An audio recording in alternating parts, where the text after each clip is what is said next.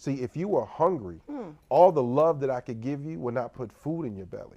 But love would inspire me and motivate me to go and make you a sandwich or go work so I can provide food for you.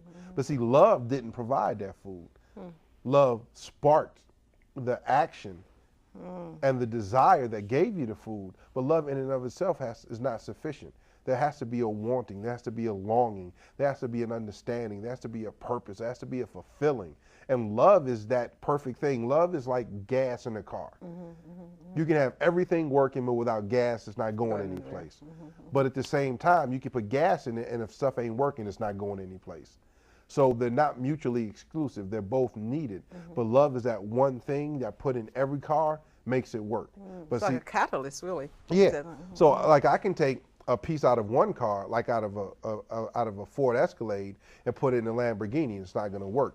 Even though it's called the same thing, but it's made different in those two cars. But I can put gas in either one of them, and it's going to run.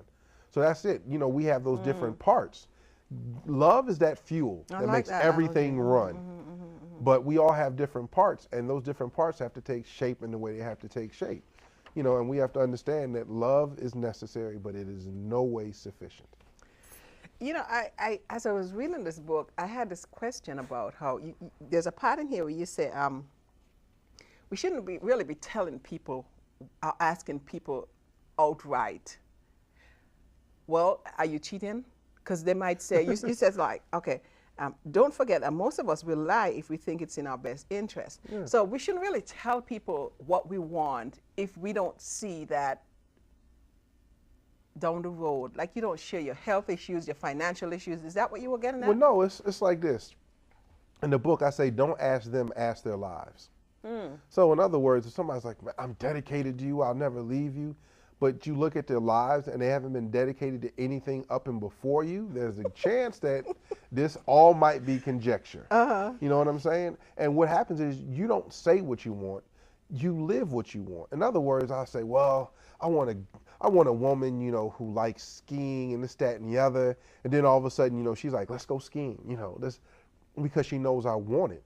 How about this? I'm just me.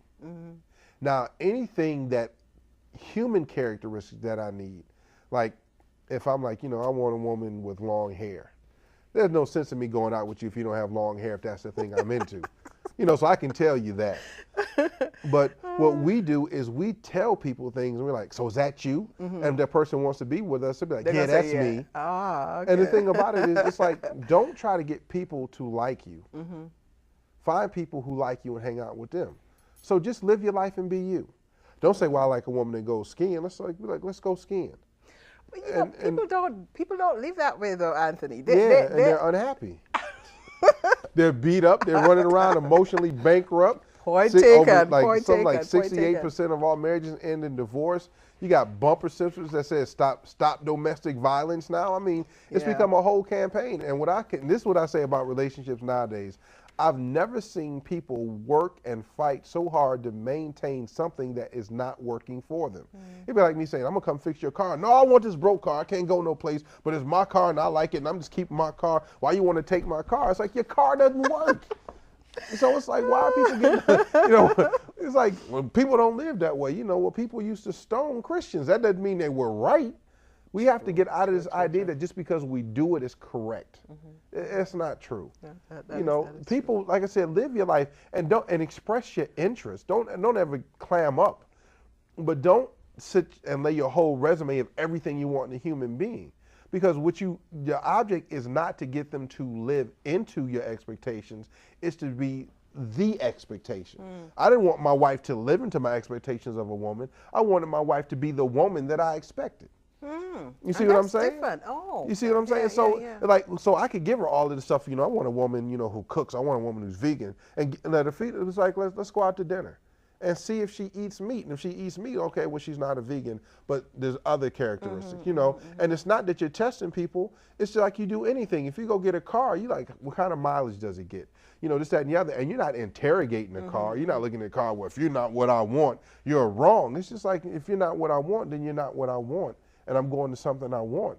But we have this issue where we don't want to tell people, well, you're not exactly what I want, because it's not politically correct. It's not becoming or flattering. But the truth of the matter is, that is the best thing I can do for a woman in my life, is to say, you know what? I love you and care about you enough to tell you that this will not work unless I force it. So let's be cool. Because me being in your life and you being in my life is not a right, it's a privilege. And I extend that privilege to people who move me that way. And it's not to say there's anything wrong with you, it's just saying that you're not what I want. And I'm not so high and mighty that me not wanting you makes you undesirable. Just makes you undesirable to me. And you know, that's such a powerful place to be and a powerful point, but it takes a lot of courage, it takes a lot of self-valuing. And I remember somewhere in here you said that you have a lot of women friends, some of them from that place where you came and you told them, well, this is what I want. And some of them were good with that and some weren't. Yeah. And so you end up with a lot of good women who you interact with, but a lot who didn't, who walked away, couldn't deal with Yeah, that. there was a lot of women who was like, you know, I don't like that, I'm out. And I'm like, well, I tell women like, listen, I can never tell you what you can do, but I can tell you what you can do and be with me. And You know, that is key. I can limit that. So I don't want to say this, you know, I don't want a dominatrix. I don't want a woman that goes around beating or fighting in the street. You know, I don't want a woman with a foul mouth who cusses like a sailor. And it's not that I'm saying you can't have a foul mouth. I'm just saying if that is one of your characteristics, then I'm not going to do that. And that's one of the things. Like if I say I don't like a woman with a foul mouth, then a woman who cusses on a regular basis is going to meter that. So I'm not going to say that. That's my value. And what I value and what I have in my preference, I'm not required to tell you. You know, I'm not required to walk up to the car dealer and be like, listen, this is the kind of car I value. I ask you about the car. If it fits my stipulations, it does. It doesn't. But we think we have this innate right to know what everybody thinks, so we can decide whether we want to be that or not. Either you are or you aren't. I really like that whole idea that you got to watch people's lives, because if I tell you this is what I want in a guy, you may be that for a moment, but once you've gotten what you needed, then that moment's gone. Yeah, but what's the motivation of telling them? Why are you telling them what you want in a person? Because you want them to give back a reaction of whether or not they fit that. What you're trying to do is you're trying to circumvent. You're trying to just get it out. Like, listen, I don't want to spend the 5 weeks with you to find out what kind of person you are. So you tell me what kind of person you are right now, and if I don't dig it, we out. I didn't think about it that way. Yeah, that's what you're doing. It's the CLEP test. Yeah, it's the CLEP okay. test to relationships. Like, yo, I don't want to read your entire book. Give me the synopsis. I want to read to the end. No, you're not what I'm looking for. I'm out. Okay. And you move and you go. And that's what we want to do. That's why we give out information in the beginning, because we don't want to waste our time. But guess what? Until you die, all you have is time. That's it. Thank you so much, Anthony. That's it. And another half hour has gone by. Yes. This has been very interesting, very enlightening. And I gotta get my thoroughly enjoyed this book. So go and get it. Yes, and my wife, this is my editor and my best friend, and I love her. And this is a great book, and it's a relationship cookbook. Relationshipcookbook.com. Go see it. And this is it.